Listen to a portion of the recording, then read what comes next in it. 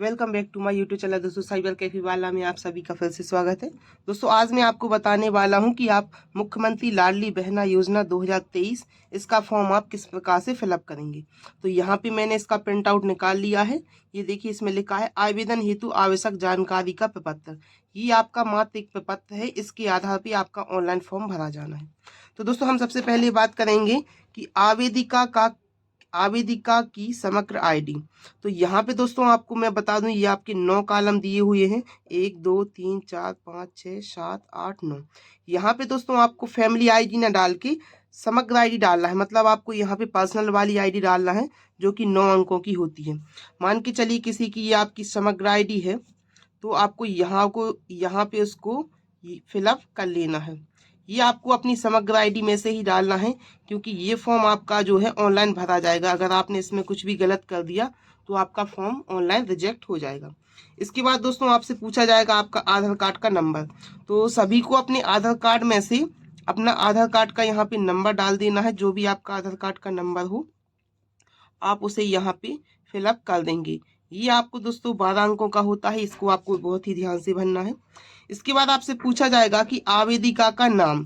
तो जो भी महिला आवेदिका है उसका यहाँ पे आपको नाम भरना है। तो यहाँ पे जो आपका नाम भरा जाएगा आपको यहाँ पे अपने आधार कार्ड के अकॉर्डिंग ही भरना है। जैसी डिटेल आपकी आधार कार्ड में होगी सेम वही डिटेल आपको यहाँ पे भरना है। नाम की स्पेलिंग आप चाहें तो यहाँ पे हिंदी या इंग्लिश किसी भी मीडियम से भर सकते हैं, ये आपके लिए कोई कंपलसरी नहीं है। वैसे अगर फॉर्म पूरा हिंदी में दिया है तो आप चाहें तो इसे हिंदी में भर सकते हैं, या अगर आप चाहें तो इसे इंग्लिश में भी कंप्लीट कर सकते हैं। इसके बाद दोस्तों चौथा नंबर का पॉइंट आता है आवेदिका के पति या पिता का नाम। तो दोस्तों यहाँ पे शादी होने के बाद प्राथमिकता यहाँ पे पति के नाम को दी जाती है, तो यहाँ पे आपको अपने पति का नाम भरना है। इसके बाद दोस्तों आपसे आपकी जन्म तिथि पूछी जाएगी। तो जन्म तिथि आपको वही डालना है जो कि आपकी आधार कार्ड में डली हो। तो सबसे पहले आपको यहाँ पे दिनांक डाल देना है। इसके बाद आपको यहाँ पे माह डालना है। मान के चलिए माह आपका 5 मई है, तो आपको यहाँ पे 0 और 5 लिखना है, 05। इसके बाद आपको यहाँ पे वर्ष लिख देना है। जो भी आपका डेट ऑफ बर्थ का वर्ष हो आपको इसको यहाँ पे कंप्लीट कर देना है। इसके बाद दोस्तों 6वें नंबर का ऑप्शन आपसे पूछा जाएगा कि आवेदिका का पता। तो जो भी आपका एड्रेस आपके आधार कार्ड में डला हो आपको वो एड्रेस यहाँ पे डाल देना है। इसके बाद दोस्तों आपसे पूछा जाएगा कि आप ग्राम से हैं या शहर से हैं। तो अगर आप ग्राम से हैं तो यहाँ पे आप ग्राम का पता डाल देंगे, अगर शहर से हैं तो आप यहाँ पे अपने वार्ड का पता डाल देंगे। इसके बाद दोस्तों आपसे जिला पूछा जाएगा कि आप किस जिले से हैं। तो जो भी आपका जिला हो आपको यहाँ पे उस जिले का नाम डाल देना है। इसके बाद आपको यहाँ पे पिन कोड डाल देना है। ये आपका पोस्ट ऑफिस वाला पिन कोड होता है, तो आपके आधार कार्ड में मिल जाएगा। जो भी आपका पिन कोड होगा वो आपका 6 अंकों का होगा, तो वो आपको यहाँ पे इस प्रकार से फिलअप कर देना है। इसके बाद दोस्तों आपसे पूछा जाएगा आवेदिका का मोबाइल नंबर। तो दोस्तों यहाँ पे ये बहुत ही इंपॉर्टेंट है मोबाइल नंबर। तो जिनका मोबाइल नंबर आधार कार्ड से लिंक है आप प्राथमिकता यहाँ पे उसी नंबर को दीजिएगा। तो जो भी आपका आधार कार्ड से मोबाइल नंबर लिंक हो आप उसे यहाँ पे इस प्रकार से फिलअप कर लेंगे। इस प्रकार से आप यहाँ पे अपना मोबाइल नंबर डाल देंगे। इसके बाद दोस्तों आपसे पूछा जाएगा वर्ग, यानी कि आप किस कैटेगरी से आते हैं। सामान्य यानी जनरल हैं, अजाजा यानी एससी, अजाजा मतलब एसटी, और आपी मतलब होता है अन्य पिछड़ा वर्ग ओबीसी। तो यहाँ पे अपनी कैटेगरी के हिसाब से आपको यहाँ पे इसको इस प्रकार से टिक कर देना है। जो भी आपका कैटेगरी हो आप उसे यहाँ पे टिक कर देंगे। इसके बाद क्या शासन से विधवा या निःशक्त इत्यादि पेंशन प्राप्त कर रही हैं। इसके बाद दोस्तों आपसे पूछा जाएगा कि क्या शासन से विधवा निःशक्त इत्यादि पेंशन प्राप्त कर रही हैं।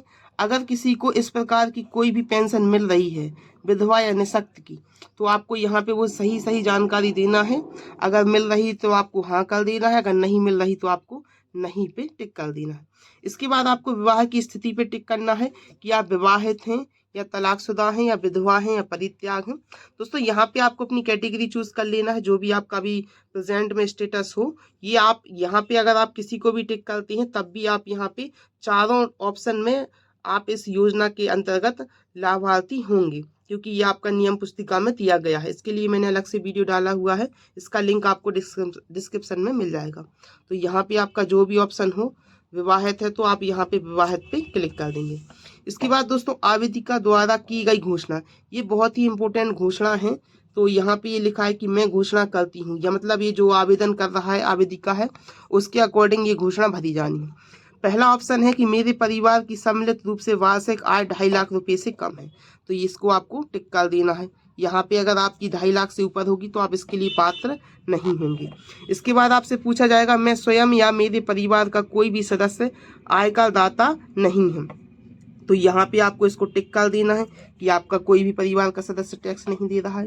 इसके बाद है अगला पॉइंट, मैं स्वयं या मेरे परिवार का कोई भी सदस्य केंद्र अथवा राज्य सरकार के शासकीय विभाग, मंडल, उपक्रम, स्थानीय निकाय में नियमित या संविदा कर्मी के रूप में नियोजित नहीं है अथवा सेवानिवृत्ति के पश्चात पेंशन प्राप्त नहीं कर रहा है। अगर इनमें से कोई भी होता है तो वो इस योजना के अंतर्गत पात्र नहीं होता है, तो आपको इसमें टिक कर देना है कि ये मेरे परिवार से कोई नहीं है। मेरे स्वयं या मेरे परिवार के किसी भी सदस्य के नाम से 4 पहिया वाहन अथवा ट्रैक्टर नहीं है, तो यहाँ पे आपको टिक कर देना है कि आपके पास 4 पहिया वाहन भी नहीं है। मेरे परिवार के पास सम्मिलित रूप से 5 एकड़ से अधिक की भूमि नहीं है, तो जिसके पास भूमि नहीं है उसको भी यहाँ पे टिक कर देना है। इसके बाद आपसे पूछा जाएगा कि मुझे भारत सरकार या राज्य सरकार की किसी भी योजना में प्रतिमाह 1,000 रुपये या उससे अधिक की राशि प्राप्त नहीं हो रही है, तो यहाँ पे आपको इसको भी टिक कर देना है। मैं स्वयं या मेरे परिवार में कोई सदस्य निर्वाचित एवं मनोनीत जनप्रतिनिधि पंचायत के वार्ड पंच या उप सरपंच को छोड़कर नहीं है, तो आपको इसको भी टिक कर देना है।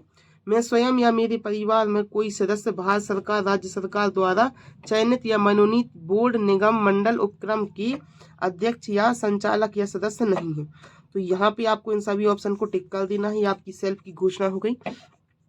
इसके बाद दोस्तों यहाँ पे आपका आवेदिका का हस्ताक्षर होगा कि ये सारी जानकारी जो अभी तक भरी गई है वो आपके अकॉर्डिंग सही है। तो सही जानकारी होने पर आपको यहाँ पे साइन कर देना है।